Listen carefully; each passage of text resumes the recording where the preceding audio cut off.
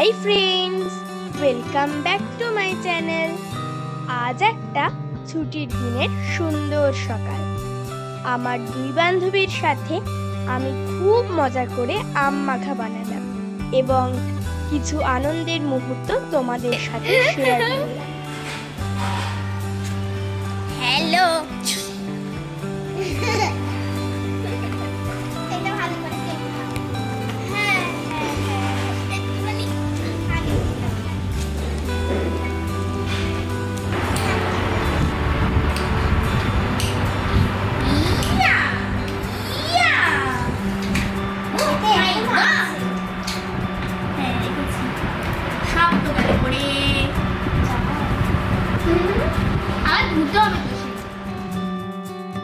গাছ থেকে কাঁচা আম পেড়ে সেগুলোকে ভালো করে ধুয়ে গ্রেট করলাম আর কিছু অংশ কুচি কুচি করে কেটে নিলাম।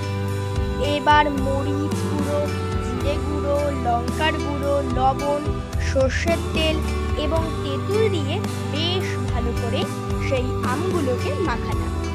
তারপর আমরা তিনজনে মিলে খুব এনজয় করলাম আম মাখাটাকে।